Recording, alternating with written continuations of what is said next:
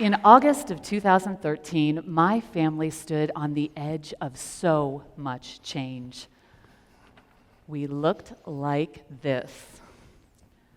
My oldest son, Jared, the one in the glasses, he was ready for his first year of high school. My second son, Ryan, who has autism, was ready for his final year of middle school. My oldest daughter, Katie, that fiery redhead, was ready for her first year of middle school. And my youngest little bundle of energy, Lucy, she was ready to take on kindergarten. That's a lot of change for 1 year. And yet nothing could prepare us for the biggest change we would face. During the second week of school, Craig, my 42-year-old husband of 20 years, dropped dead from a heart attack. In an instant, I became a single mom. I became a statistic. According to the 2010 U.S. Census, 8.9% of U.S. households are led by a single parent. 85% of those single moms. That doesn't even take into account divorced families who may or may not have some kind of shared custody, but who function on a day-to-day basis as single parents. I am a strong, confident, intelligent woman, and this is the hardest thing I have ever done. I am exhausted emotionally, physically, mentally, almost all the time. From the time I crawl out of bed in the morning until I fall back into it at night, it never stops. When my husband was alive, we had this fun little game we'd play. Maybe you've played it with your spouse. It's called It's Your Turn.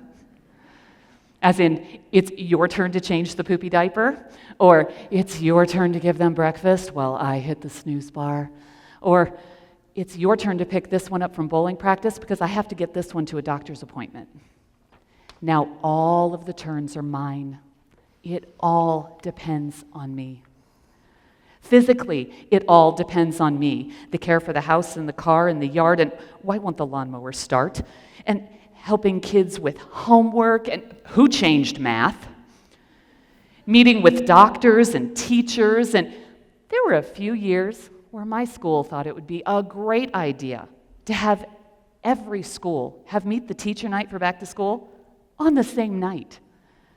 2 of those years, I had 2 in high school, 1 in middle school, 1 in elementary school. That's 22 teachers in 3 buildings in 2.5 hours. It took the entire 2.5 hours, by the way. Why? Because I still want teachers to know I'm involved, I care. I didn't want our first interaction to be because there was a problem. Financially, it all depends on me. Not just the struggle to make ends meet that so many of us deal with, but what do you do when extras come up?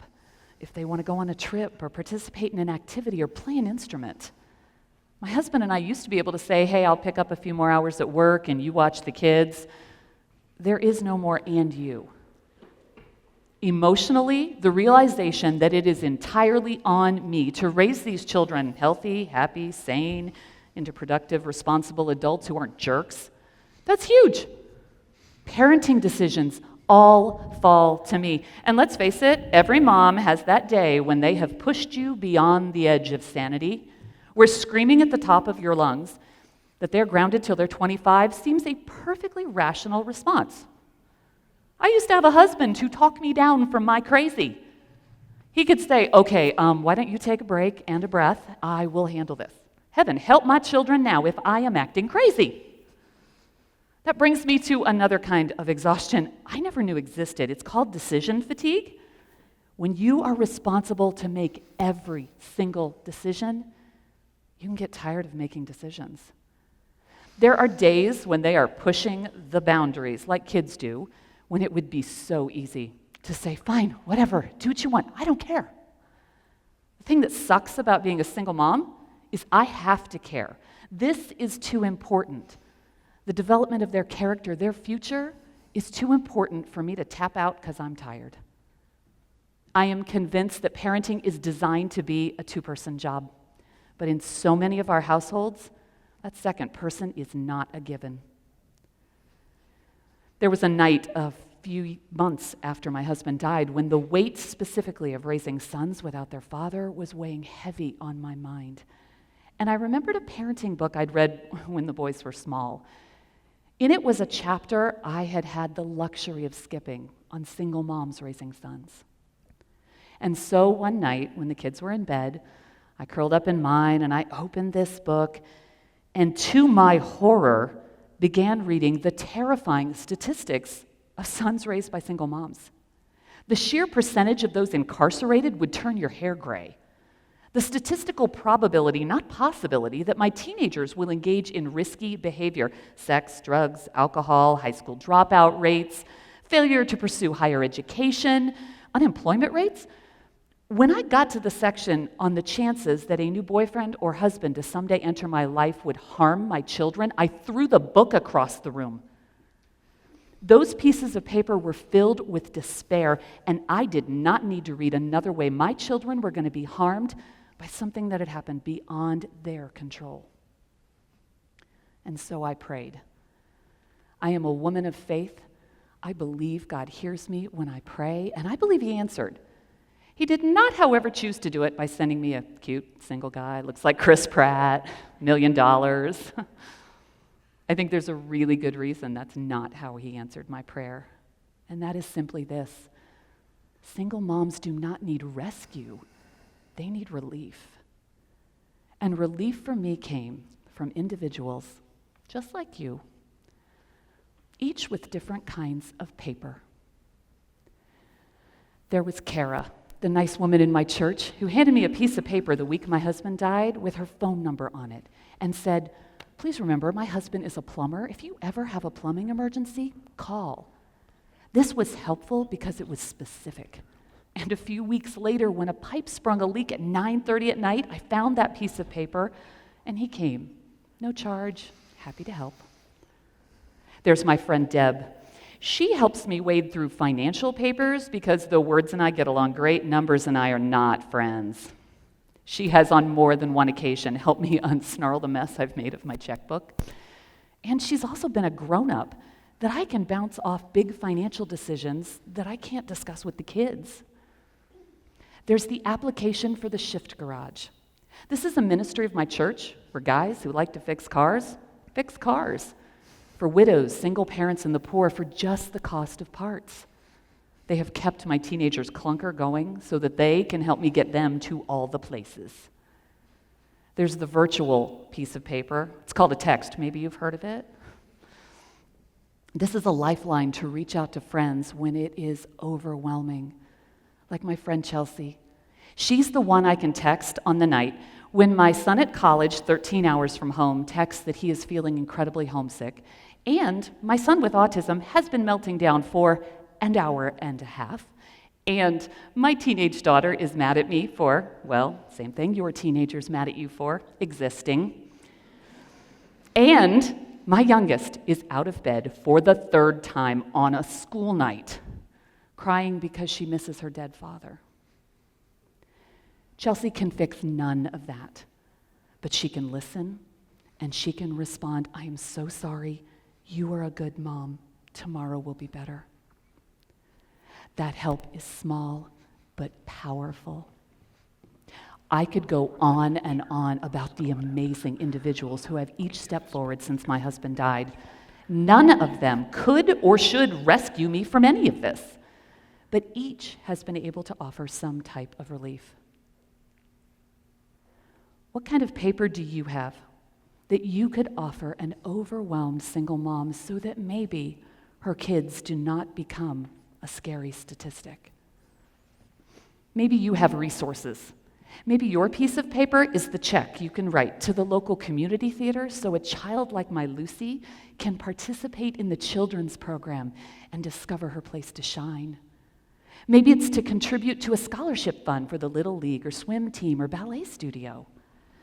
Maybe your piece of paper is the note that was wrapped around a stack of gift cards teachers passed the hat to buy.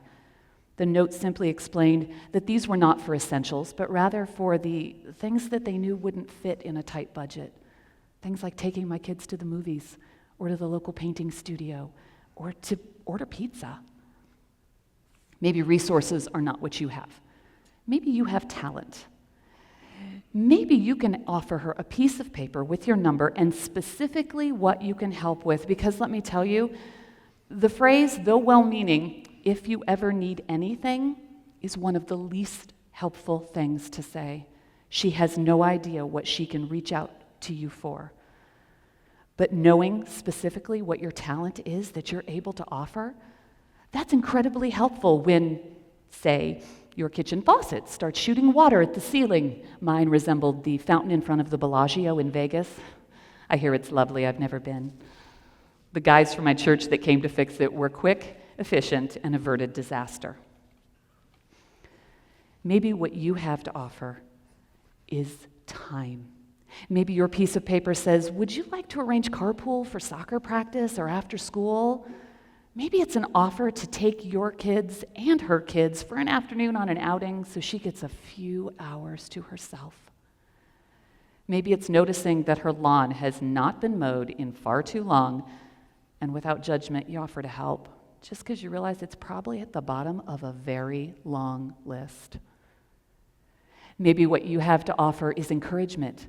Could you be her cheerleader? Could you say, hey, you want to meet for coffee? Maybe you can just vent to me how your week's been.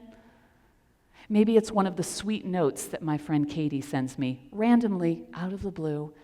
Each of them say some combination of the following: you are loved, you are seen, the sacrifices you are making for your kids are going to pay off. That is a lifeline on an overwhelming week. Could you be one of her emergency people? That's what I call the list of people I can reach out to when the unexpected comes up. Like, for example, 2 months ago when I needed an emergency CAT scan in the middle of a school day. Don't worry, everything's fine. But I could reach out to my friend Natalie and say, this is what's going on. Lucy needs to be picked up from school and taken to play practice. Can you help? Her answer was, yes, of course, and I'll give her a snack. What else do you need? Single moms are terrified of getting sick or in a car accident, something unexpected coming up like 3 years ago when I needed emergency surgery. As they're telling me tomorrow this was going to happen, my brain is telling me all the reasons this can't happen. There is too much counting on me. Before I could even start to form a plan, my friend Carrie reached out to me and said, why don't I come sit with you during surgery and take you home? Would you like me to find 4 or 5 people to bring dinners this week? And what time does my husband need to be there in the morning to pick up Lucy for school? I cried. That help was strategic. Single moms are single for a lot of reasons. By choice or by chance, by death or by divorce, I am convinced that why they are single is far less important than the fact that one person is trying to do the job of 2 people to raise humans well. Our society needs for them to succeed. Single moms do not need you to rescue them. That's the good news. But they might be more successful if you were able to offer some small piece of relief. What do you have that's specific, small, strategic? What piece of paper could you hold out to an overwhelmed single mom as she tries to raise healthy, loving, responsible children well? What piece of paper do you have that could change the world, one single mom at a time?